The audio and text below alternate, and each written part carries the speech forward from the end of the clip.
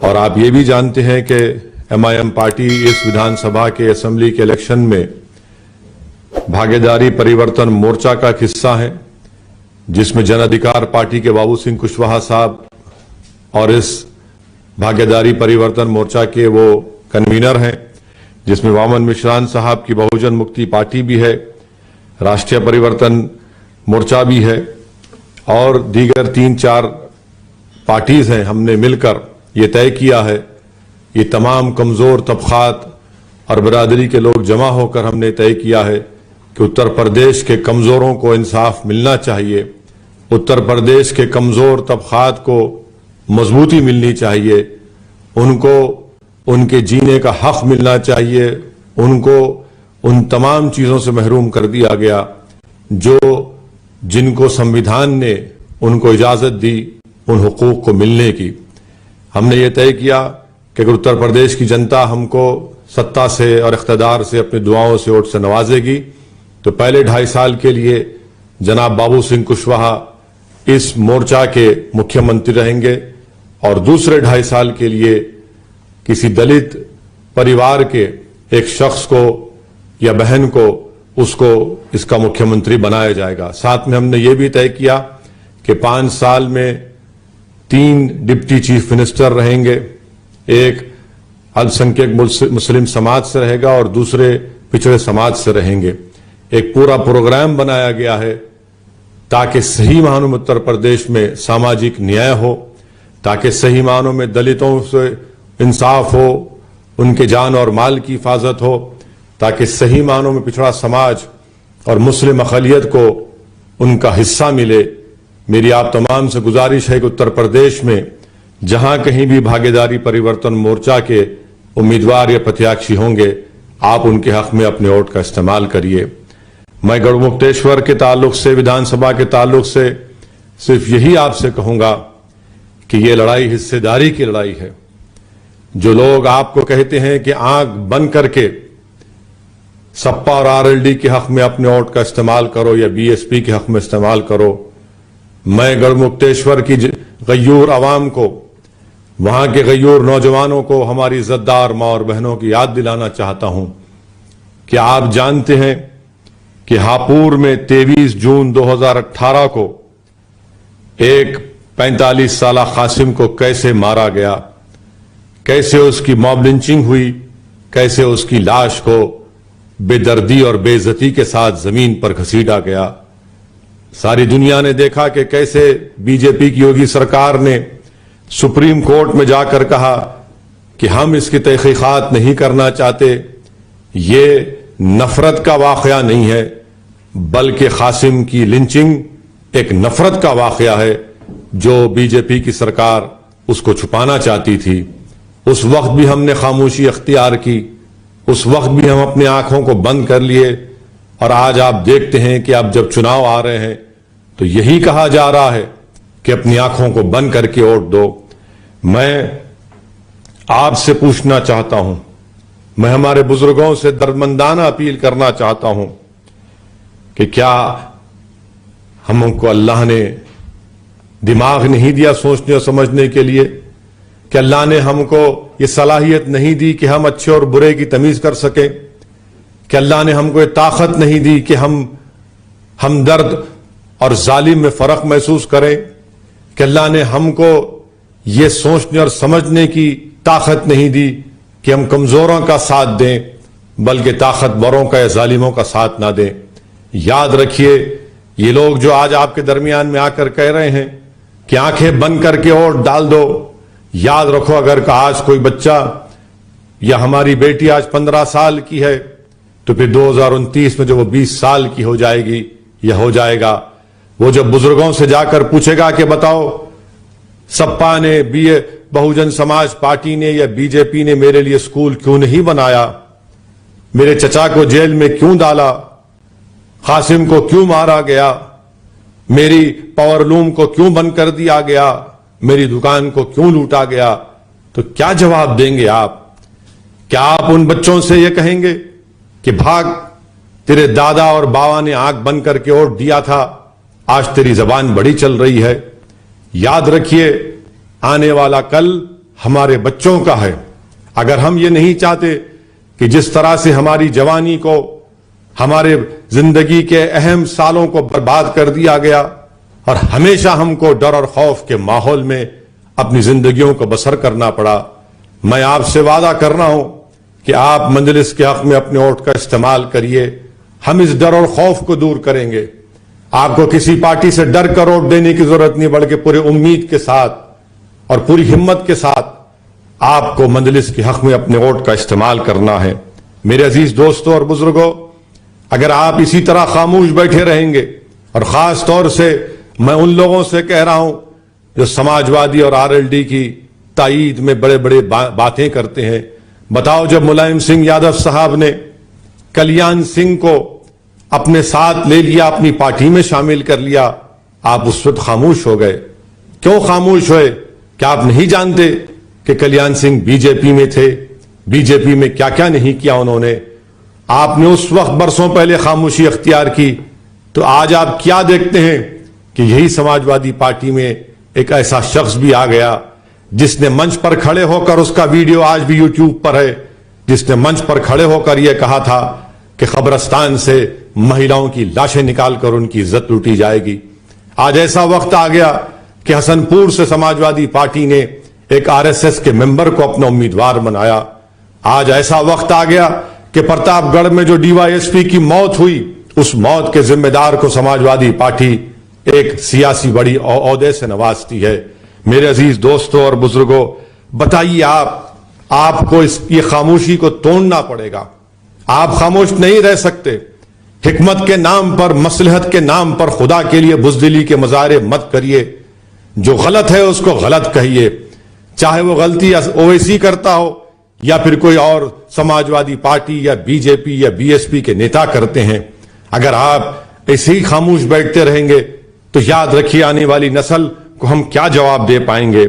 मेरे अजीज दोस्तों और बुजुर्गों, जो लोग आज समाजवादी पार्टी की ताईद कर रहे हैं, मैं उनसे कहना चाह रहा हूं, जब मोदी सरकार ने CAA कानून को पिछले दरवाजे से नाफिज करने की कोशिश की और यह कहा कि हम सेंसस के जरिए उसके साथ करवाएंगे, किसने उसकी मुखालिफत की थी पार्लियामेंट में?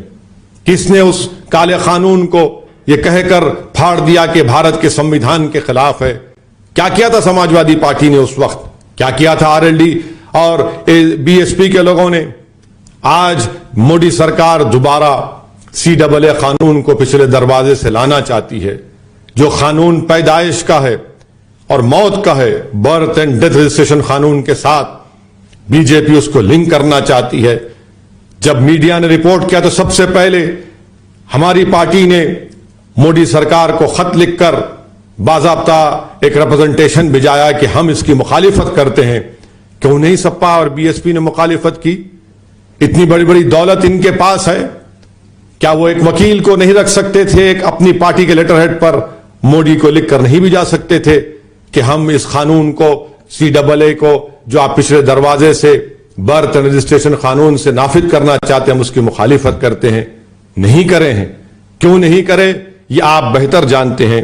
मेरे अजीज दोस्तों और बुजुर्गों, मेरे गढ़मुक्तेश्वर के गयूर नौजवानों, मैं जानता हूं कि आपके विधानसभा में मोहल्ला चटाईवाला में सदियों से आप कालीन बनाते हैं। जब नरेंद्र मोदी की हुकूमत ने लॉकडाउन किया तो तमाम के तमाम कालीन बनाने वाले बेरोजगार हो गए और नरेंद्र मोदी ने अपने एक भाषण में कहा था कि कालीन यहां पर जो बनाए जाते हैं भारत की आत्मनिर्भरता की एक मिसाल है। ये कौन सी आत्मनिर्भरता की मिसाल है कि आपने उनको बर्बादी से नहीं बचाया? ये कौन सी आत्मनिर्भरता की मिसाल है कि अगर मोदी और योगी सरकार चाहती तो इस मोहल्ला चटाई वाले के में बनने वाले कालीन को एक्सपोर्ट किया जाता, उसकी मार्केट को बढ़ाया जाता, मगर ऐसा कुछ भी नहीं किया गया। मैं जानता हूं कि गढ़मुक्तेश्वर में, शहरों में और गांव में रोड नाम की कोई चीज नहीं है। यहां पर जितना योगी आदित्यनाथ ने झूठ बोला अपने 4.5 साल में, उतने खड्डे गढ़मुक्तेश्वर में हैं। रोड नाम की कोई चीज नहीं है और सिर्फ खड्डे वहां पर नजर आते हैं। स्कूल और कॉलेज की बिल्डिंग इतनी पुरानी हो चुकी है कि शायद जिस जमाने में बाबा स्कूल को जाते थे उस जमाने के स्कूल और कॉलेज की बिल्डिंग बन चुकी हैं। मेरे अजीज दोस्तों और बुजुर्गों, आज वक्त आ चुका है कि हम बाबा को, भैया को और बहन जी को बाय बाय कह दें।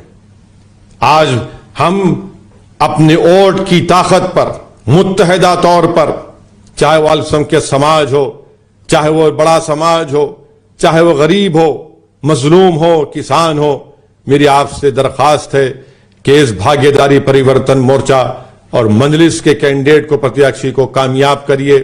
बाबा को, भैया को, बहन जी को बाय बाय करिए। आप जानते हैं मेरे अजीज दोस्तों और बुजुर्गों, ये उसी वक्त मुमकिन होगा जब आप मुत्तहिदा अपने वोट को इस्तेमाल करेंगे। MIM की लड़ाई शिराकतदारी की, हिस्सेदारी की लड़ाई है। हम अपना हिस्सा चाहते हैं पॉलिटिक्स में, हम अपना हिस्सा चाहते हैं विधानसभा में, हम अपना हिस्सा चाहते हैं तालीम में, स्कूल में, कॉलेज में, रोजगार में। ये कब होगा? जब आप पतंग के निशान पर बटन दबाएंगे तो आपका हिस्सा भी मिलेगा और आने वाली नस्लों का आप उनका तहफ्फुज भी कर पाएंगे। मेरे अजीज दोस्तों और बुजुर्गों, आपके इस विधानसभा में अस्पताल के नाम की कोई चीज नहीं है। अस्पताल के लिए कहां कहां आपको जाना पड़ता बीमार को लेकर। कभी आप गूगल पर जाकर हैदराबाद में मजलिस इत्तेहादुल मुस्लिमीन ने जो ओएसी हॉस्पिटल और असरा हॉस्पिटल कायम किया, उसको देखिए ये कैसे मुमकिन हुआ। मैं आपके दरमियान में खड़े होकर यह साफ तौर पर कहना चाहूंगा कि मैं कोई जमींदार नहीं हूं, ना मेरे बाबो अजदाद जमींदार थे, ना वो सरमाएदार थे। हमने कैसे हासिल किया? हमने इत्तेहाद की कुव्वत पर इसको हासिल किया। हमने मुश्तरका जिद्दोजहद की और सबने मिलकर जिद्दोजहद की और उनके इत्तेहाद की ताकत पर ये बड़े बड़े अस्पताल बने, ये बड़े बड़े तालीमी इदारे बने। याद रखिए, जब सियासी कुव्वत कमजोरों के पास आती है तो इसी तरह के मौजूदा जमाने के हम ताजमहल तामीर कर सकेंगे। मेरे अजीज दोस्तों और बुजुर्गों, हमारे ताजमहल हमारे बच्चों के स्कूल होंगे, कॉलेजेस होंगे। हमारे ताजमहल हमारी सियासत में हमारा हिस्सा होगा। जब तक हमको अपना हमारा हिस्सा नहीं मिलेगा, हम नौजवान नस्ल से इंसाफ नहीं कर पाएंगे। उत्तर प्रदेश के जेलों में 28% अल्पसंख्यक समाज के लोग अंडर ट्रायल की जिंदगी गुजार रहे हैं, दलित समाज के लोग हैं। आखिर क्या वजह है? कोई उनको पूछने वाला क्यों नहीं है? इसलिए कि आपकी कोई आवाज नहीं है, आपको कोई आपके मसाइल को हल करने वाला नहीं है। मैं जानता हूं कि आपका सिंबोली एक मुकाम है इस विधानसभा में, वहां पर क्यों डेवलपमेंट नहीं होता?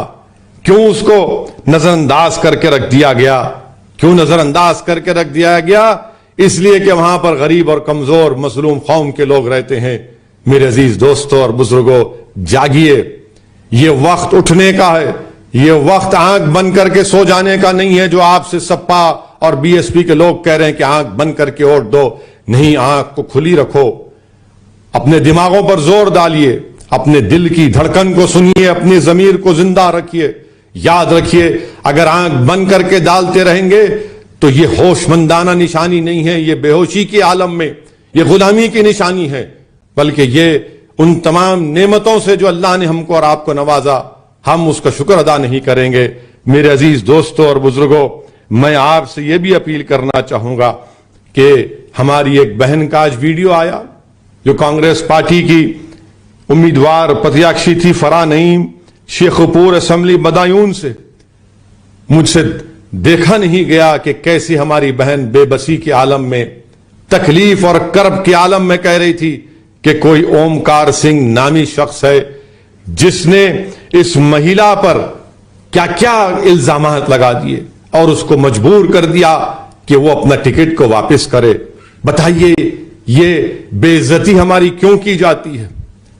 क्यों इस तरह की बातें किसी से की जाती हैं? क्योंकि आप आंख बंद कर बैठे हैं, आप अपने दिमाग और दिल पर जोर नहीं डालते। आप जिस पर भरोसा कर रहे वही आपको ठकरा है। जिसको आपने अपना हर चीज उनको हवाले करा, वो आपको इंसाफ करने के बजाय आपसे नाइंसाफी कर रहे हैं। मेरा दिल हमारी बहन, हमारे उन तमाम मजलूमों के साथ है। खास तौर से उम्मीद करता हूं कि हमारी बहनें हिम्मत और हौसले से काम करेंगी। मगर आज आप देखते हैं कि जैसा कि मैंने आपसे कहा कि प्रतापगढ़ से गुलशन यादव कौन है? क्या किया था उन्होंने, किसके साथ थे वो जब डीवाईएसपी का कत्ल हुआ। रानीगंज का एक सपा का उम्मीदवार है विनोद दुबे, उसका वीडियो है यूट्यूब पर, वो बीजेपी के प्रत्याशी को बिठाकर मोटरसाइकिल में फिर रहा था कि ये बनाओ, ये इबादतगाह बनाओ। आखिर इल्जाम इन पर क्यों नहीं लगता? इल्जाम सिर्फ दाढ़ी वाले और टोपी वाले पर लगता है। ये एक सियासी हकीकत है जो मैं आपको बता रहा हूं मेरे अजीज दोस्तों और बुजुर्गों। आज हम देखते हैं कि बीजेपी के लोग कहते हैं कि नून रोटी नहीं खाएंगे, अपनी पार्टी को जिताएंगे। समाजवादी पार्टी के ये जो हमारे लोग हैं जो आंखें बंद कर बैठे हैं, जो दिमाग और अपने दिल को इस्तेमाल नहीं करते, जिनको अपने फैसलों पर यकीन नहीं है, वो लोग नारा लगाते हैं ये जवानी है कुर्बान, फुला भैया तेरे नाम। अरे ये कब तक नारे लगाओगे? ये जवानी है कुर्बान, फुला भैया तेरे नाम। और बीजेपी के भाजपा के लोग बोलते हैं अब नून नहीं खाएंगे। मैं आपसे कह रहा हूं मजलिस का नारा यह है, मेरे साथ नारा लगाइए कि अब नून रोटी नहीं खाएंगे, अब नून रोटी नहीं खाएंगे, दरी नहीं बिछाएंगे और पतंग को जिताएंगे। मेरे अजीज दोस्तों और बुजुर्गों, ये नारा मजलिस का है कि अब नून रोटी नहीं खाएंगे, दरी नहीं बिछाएंगे, पतंग को जिताएंगे। और याद रखो, आप अपने वोट से आप अपनी पार्टी को कामयाब और कामरान करिए। मैं अपने गयूर नौजवानों से अपील करना चाहता हूं, जो कौम अपना हक लेना नहीं जानती, उस कौम को हक तो दूर की बात भीख भी नहीं दिया जाता। उठो और अपने हक को छीनो। जमहूरियत आपको इस बात की इजाजत देती है, भारत का अम्बेडकर का बनाया हुआ संविधान आपको इस बात की इजाजत देता है कि आप अपने वोट के जरिए अपने हुकूक को मनाइए। और जो लोग आंख बंद करके वोट देने की बात करते हैं, मैं उनसे दर्दमंदाना अपील करूंगा, तुम गैरों की गुलामी को गवारा कर सकते हो, मगर अपने ही हाथ से अपनी बेइज्जती को गवारा कर सकते हो, लेकिन अपनों की इज्जत करना इनके लिए दुश्वार है। अपनों की इज्जत करना इनके लिए बड़ा दुश्वार है। मेरे अजीज दोस्तों और बुजुर्गों, गढ़मुक्तेश्वर में हमने देखा कि चुनाव से पहले सपा ने तीन कैंडिडेट चेंज कर दिए, तीन कैंडिडेट चेंज कर दिए। और भारतीय जनता पार्टी ने साबिका वजीर आजम चौधरी चरण सिंह के पोते को टिकट दिया और बीएसपी ने सपा के साबिका विधायक मदन मोहन को टिकट दिया। एसपीआरएलडी ने हमारे गुर्जर भाई को टिकट दिया। जो अल्पसंख्यक समाज की बात करते हैं इन पार्टियों में रहकर, जो आंख बंद करके वोट डालने की बात करते हैं, बताओ तुम्हारा क्या हिस्सा है? कहां गया तुम्हारा, कहां गई तुम्हारी आवाज? तो आपको यह कहा जाएगा कि आप दरी बिछाओ, आंख बंद करके बैठ जाओ, तुम हमारे गुलाम हो, तुम हमारे कैदी हो। नहीं मेरे अजीज दोस्तों और बुजुर्गों, मैं गढ़मुक्तेश्वर की जनता से अपील करना चाह रहा हूं कि आपके पास बहुत से मसाइल हैं। महिलाओं के लिए कॉलेज नहीं है, आप मजलिस पार्टी को वोट दीजिए, कामयाब करिए, महिलाओं के कॉलेज का मसला हम हल करेंगे। किसानों के पास खाद नहीं है, ब्लैक मार्केट में गढ़मुक्तेश्वर के किसान को ब्लैक मार्केट में फर्टिलाइजर खाद खरीदना पड़ रहा है। बेरोजगार नौजवान दिल्ली हापुड़ जाता है नौकरी ढूंढने के लिए।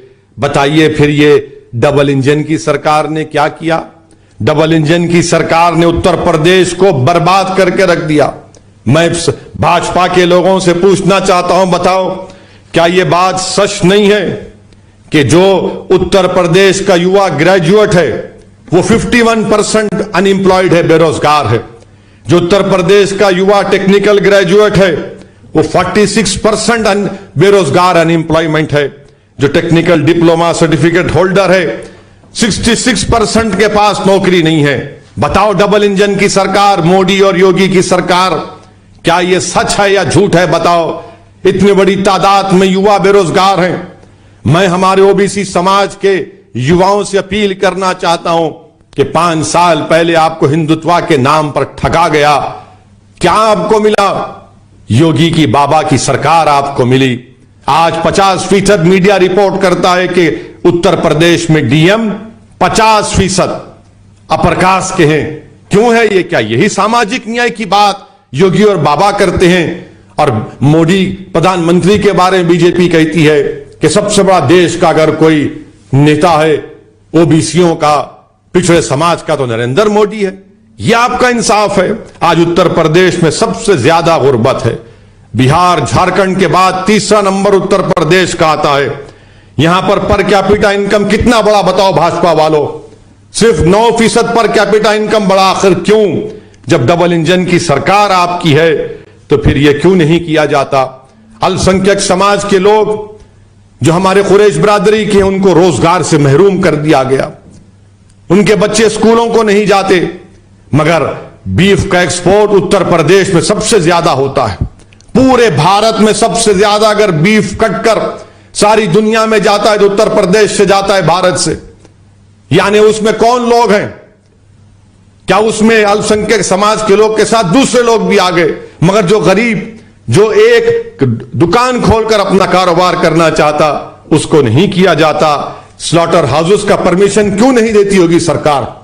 एक्सपोर्ट के नाम पर तो एक्सपोर्ट किया जाता है क्योंकि भारत को फॉरेन एक्सचेंज आता है। मगर जो लोग आज भूख मर रहे हैं, हमारे अंसारी बिरादरी के लोग जो पावरलूम में बिजली की कीमतों से तड़प रहे हैं, जिनके पावरलूम बंद हो रहे हैं, उनके ताल्लुक से कुछ नहीं कहा जाता। आज एमआईएम पार्टी पर इल्जाम लगाने वालों, बताओ क्या यह बात सच नहीं है कि मुस्लिम माइनॉरिटी के उत्तर प्रदेश में 71% 15 साल के बच्चे अनपढ़ क्यों हैं?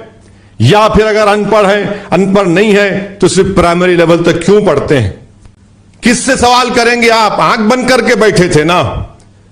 जो आज आंख बंद कर बैठने के लिए कहते हैं, मैं तुमसे पूछ रहा हूं, बताओ इतने 71% मुस्लिम माइनॉरिटी के बच्चे 15 साल के लिटरेट क्यों या सिर्फ प्राइमरी लेवल तक क्यों पढ़ते हैं? बताओ इलिटरेसी मुस्लिम माइनॉरिटी में 40% क्यों है? क्या मैं जिम्मेदार हूं इसका? जिसको सत्ता मिली, एक एक दो मर्तबा, तीन मर्तबा मुख्यमंत्री बने, बताओ तुमने कौन सा सामाजिक न्याय किया? पर कैपिटा जो महाना एक्सपेंडिचर है घर चलाने के लिए होता है उत्तर प्रदेश में मुसलमान घर में सिर्फ 750 रुपए खर्च होते हैं और पूरे भारत में घर में 988 रुपए का खर्चा होता है। इसका जिम्मेदार क्या मैं हूं? मेरे अजीज दोस्तों और बुजुर्गों, सबसे ज्यादा बेरोजगारी मुस्लिम माइनॉरिटी में 5.92%, ओबीसी में 3.46 और हमारे दलित भाइयों में 4% है। कौन जिम्मेदार है इसका? क्या यह नाइंसाफी नहीं है? क्या यह दबाया नहीं जा रहा है? क्या आपको अपना हिस्सा मिल रहा है? यही तुम हिस्सेदारी की बात कर रहे हैं। मेरी आपसे अपील है कि हिस्सेदारी की लड़ाई में आप शामिल हो जाइए। और जो लोग गैरों के पास उनकी चौखट पर जाकर टिकट की भीख मांग रहे हैं, जो रो रहे हैं, मैं उनसे अपील कर रहा हूं मेरे भाइयों और बहनों से, आप आओ हमारे पास। टिकट हम बांटेंगे, आप बांटेंगे। आप कब तक किसी के पास जाकर झोली फैलाकर भीख मांगोगे? यह आपका हक है, आपकी हिस्सेदारी की आपको लड़ाई लड़ना है। मेरी आपसे गुजारिश है कि डरने और घबराने की जरूरत नहीं है। जो समाजवादी आरएलडी में है, अखिलेश सबको बुलाकर कह रहे जाओ तुमको मैं एमएलसी का टिकट दे दूंगा। इनको एक लॉलीपॉप देकर और ये इन बेचारों को, मासूम लोगों को, इनको खिलौने देकर फुसलाया जा रहा है और बरसों से इनका इस्तेसाल किया जा रहा है। कितने एमएलसी देंगे? क्या 500 एमएलसी की सीटें उत्तर प्रदेश में? अरे होश के नाखून लो, होश में आओ, आज अपनी ताकत दिखाओ, मुत्तहिदा तौर पर अपने वोट का इस्तेमाल करो। कब तक आप डर डर कर अरे ये ऐसा होगा, कभी वो होगा? याद रखिए, आपके वोटों से बीजेपी नहीं जीत रही है। बीजेपी अगर जीत रही है तो अखिलेश यादव की और बीएसपी की नाहली की वजह से जीत रही है। 2014 का चुनाव क्यों हार गए अखिलेश पार्लियामेंट का? 2017 का चुनाव सपा और बीएसपी कांग्रेस क्यों हारी? 2019 का लोकसभा का चुनाव सपा और बीएसपी मिलकर लड़े, क्यों हारे? याद रखिए, इन लोगों की नाहेली की वजह से आपसे मैं अपील कर रहा हूं कि अपने घर में चिराग जलाइए। जो बाहर तूफान हमारे घरों के अतराफ इर्द गिर्द मंडला रहा है, उस तूफान का मुकाबला पहले आपको करना पड़ेगा। उस तूफान का मुकाबला आपको करना पड़ेगा। सिर्फ रोने से या जज्बाती नारों से, तकारीर से तूफान नहीं चले जाएंगे। तूफान का अगर रुख मोड़ना है, अगर इन काले बादलों को छटना है तो मुत्तहिद हो जाओ, एक सियासी ताकत बनो। इस हिस्सेदारी की लड़ाई जो भागीदारी परिवर्तन मोर्चा बाबू सिंह कुशवाहा की क़यादत में हम लड़ रहे हैं, आपसे अपील है कि आप उसका साथ दीजिए। बेखौफ होकर 10 तारीख के दिन अपने घर से निकलिए और पतंग के निशान पर बटन दबाइए उस उंगली को उठाकर और अपनी पार्टी को कामयाब और कामरान करिए। याद रखिए, मजलिस इस चुनाव में भी आई है और इंशाअल्लाह अल्लाह जब तक मुझे आपकी दुआओं पर जिंदा रखेगा, मैं उत्तर प्रदेश नहीं भारत के कोने कोने में जाऊंगा, हर उस कमजोर और मजलूम का हाथ पकड़ूंगा, उसकी नाइंसाफी की दास्तान को बताऊंगा, उसके हक के लिए लड़ूंगा। ये आपसे मैं वादा करता हूं। आइए एक नए दौर का आगाज करिए, उत्तर प्रदेश में एक नई तारीख को रकम करते हुए 10 तारीख के दिन जहां पर हमारे प्रत्याशी हैं मजलिस के और भागीदारी परिवर्तन मोर्चा के, उनके हक में अपने वोट का इस्तेमाल करिए। और इंशाअल्लाह अल्लाह ने चाहा जो फिजिकल रैली की इजाजत मिलेगी तो मैं आपके विधानसभा में आऊंगा और आपसे फर्दन फर्दन सलाम दुआ भी होगी। आप दुआ फरमाइए मजलिस की कामयाबी के लिए और पुरुम्मीद रहिए।